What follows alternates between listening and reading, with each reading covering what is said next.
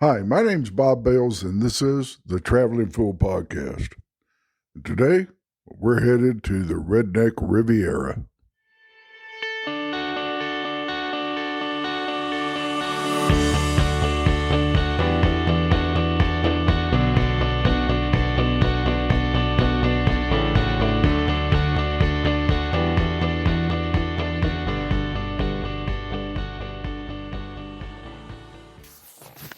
I recently had the opportunity to visit Gulf Shores, Orange Beach, Alabama. I did this when I attended the Southern Travelers Explorer Conference a few months ago. Now, I've been wanting to visit this place for a few years, but for one reason or another, my trip just kept getting postponed. So I was really happy when the conference chose this location. Now, what the heck is the Redneck Riviera and where is it? Well, the area is known as the Redneck Riviera, and it stretches from Fort Morgan and Gulf Shores, Alabama, to Panama City, Florida. We're talking white sand beaches that stretch approximately 150 miles, and they are a favorite for spring breakers, couples, and families. It got the nickname Redneck Riviera because, well, most of the people vacationing here are from the deep south states of Alabama, Tennessee, Mississippi, and Georgia. The area is also aptly named the Emerald Coast. Now, while Florida beaches and destinations are really popular, the 32-mile stretch from Fort Morgan to Orange Beach and the Florida-Alabama state line are known for their white sand beaches, warm Gulf waters, and all the great seafood and activities. Let's take a look at why this area is so popular and a few things that you can do there. First of all, hit the beach. You're in Gulf Shores.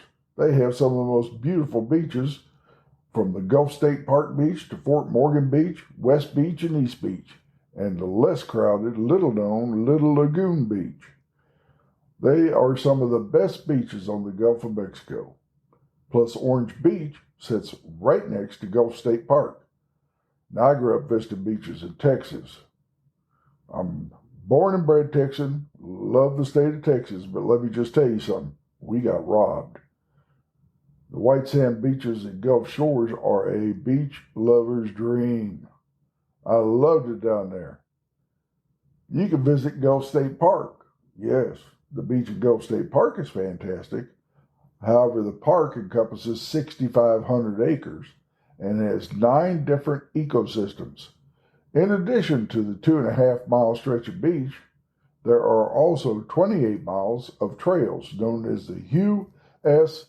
Branyan Backcountry Trail. There's a beach pavilion, the Gulf State Park Pier, the Interpretive Center, a nature center, Lake Shelby, campgrounds, a hotel and conference center operated by Hilton, and a whole lot more. You can spend some time along the paths just hiking, fishing, or enjoying nature. Another thing you can do there is go deep sea fishing. There are over 150 deep sea fishing charters in Gulf Shores alone. People travel from all over to fish the blue waters off the Gulf Shores because of the wide range of species you can catch. Now, I didn't have time to do any fishing charters while I was on my little short visit, but I have been deep sea fishing before. And I think this is one of the best places on the Gulf Coast for fishing, just because you can catch red snapper, sailfish, drum, tuna, kingfish, flounder, shark, and a whole lot more. If you have never been deep sea fishing, well, let me just tell you, it's a few hours of getting to the right place, spending some time searching for the fish, followed by the fight of your life if you hook onto one of those big ones. An Orange Beach fishing charter might just be the highlight of your trip. Now, if you decide to take a break from lounging around the pool or enjoying the beach, there are a couple of amusement parks on the island. You've got Adventure Island. This place has been around for close to 20 years and is still family owned and operated. They offer miniature golf, go-karts, an indoor roller coaster simulator, and bumper boats. Think bumper cars, but floating on the water. If you have kids, they will love this place. And you will too. You got to be a kid to be running around and having fun at Adventure Island, let me tell you. There's also Waterville, USA. That's a combination water park and amusement park located on 20 acres just a quarter mile from the beach. If the hotel guests are getting tired of you jumping in the pool and getting rowdy, then head over to the water park because they have a lazy river, multiple slides, a wave pool, and a flow rider. Now, you know what a flow rider is. It's one of those simulated surfing waves that you see videos of people flying backwards on. There's also mini golf, an indoor arcade room, and escape rooms. If you think of Gulf Shores as a destination, well, then the Wharf is a destination within a destination. It's located just a short drive from the beach, and the Wharf offers a multi-venue experience. You can shop along Main Street, sit outside the coffee shop and enjoy your morning coffee, or shop in one of the many boutique shops that they have. They got a killer little ice cream shop there that sells ice cream, fudge, and just all kinds of knickknacks. It's a blast. There are also several restaurants and bars, along with a theater, an escape room, an axe-throwing venue, and an arcade and Ferris wheel. There's also a nightly laser show and a 10,000-seat amphitheater that attracts some of the biggest live music acts in the industry. Visit Floribama while you're there. Now, this place was opened in 1964 on the Florida-Alabama state line. You may have seen it on one of those reality shows, but let me tell you, Floribama is a blast. Floribama has 5 stages for live music and features bands that play everything from country, rock, dance, and beach music. There are several beachfront bars where you can sip on a famous bushwhacker and enjoy some of the most beautiful sunsets you will ever see. 3 restaurants, a package store. For you folks down south, that's a liquor store. And a souvenir shop. You got to have your t-shirt. They also have a marina, which also they offer pontoon boat rentals, jet ski rentals, and they even have a custom charter that you can rent. They have several annual events, including the world-famous mullet toss. No, we're not talking Billy Ray Cyrus mullet, but the fish. They even have church services every Sunday where you can go and repent for your Saturday night sins. Now, besides the beach, this place is also a very historic area. You know I love history. I love visiting historic locations. I'm an old retired military guy, so I like military history. Well, this place has it. You can visit historic Fort Morgan. Fort Morgan is located on the western tip of the island. It was built on the site of an old fort named Boyer, which was an old earthen and stockade fortification, and it was the site of battles during the War of 1812. Fort Morgan was built there, and it was completed in 1834. Fort Morgan saw action during the Civil War, the Spanish-American War, World War I, and World War II. Fort Morgan played a very important role in the Battle of Mobile Bay during the Civil War. Now, while you may not be that familiar with the Battle of Mobile Bay, it was one of the largest naval battles in the Civil War and very pivotal part of the Civil War. In fact, you probably know a famous quote from it. During the battle, which lasted about 21 days, Union Admiral David Farragut uttered the famous phrase, "Damn the torpedoes, full speed ahead." And that was as he commanded his force to run through a minefield that had been laid right off of the coast there on Fort Morgan. You spend a few hours touring the fort, walking around the fortifications, seeing how they lived and worked. And you could also reserve a few minutes just to check out the museum, which is located right in front of the fort at the parking area. Don't forget to check out the museum. It's great. Now, you don't want to go to Gulf Shores without getting some of the fantastic food they have down there. And of course, we're talking seafood. Now, they also have sandwich shops and everything else, but you can eat sandwiches anytime. You're going there for the seafood. I went to a few of them, and one of them was called Zeke's. Zeke's sits right across the road from Orange Beach. They have their own marina that they operate, and their food is fantastic, and they are always busy. If you go at night during dinner time, I suggest you get a reservation. Otherwise, you might wind up waiting around for a while, which is all right in itself because you can kind of wander around the marina and look at the boats and stuff. But Zeke's is a fabulous restaurant. You will enjoy it. Another one I visited was called Tacky Jack's. They have 3 locations. One is near Fort Morgan, which I visited, and they have 2 others in Gulf Shores itself. They serve breakfast, lunch, dinner. It's a casual type setting, and it's got all the usual seafood, burgers, and just a whole lot more. It's a fun place. You'll enjoy it. Really popular. Tacky Jack's is a blast. You got a sweet tooth? I recommend highly that you go to City Donut. They have been voted #1 donut shop in Alabama by a few people. Family owned and operated, and they're located in one of the shopping centers there where Publix has their grocery store on Orange Beach. They got fresh donuts, ice cream, and they also got those boba drinks if you're into that. But you're going for the donuts, trust me. They are great. They're open 7 days a week.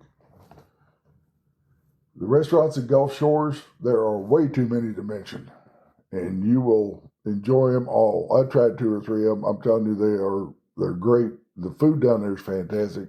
Fresh seafood right out of the Gulf.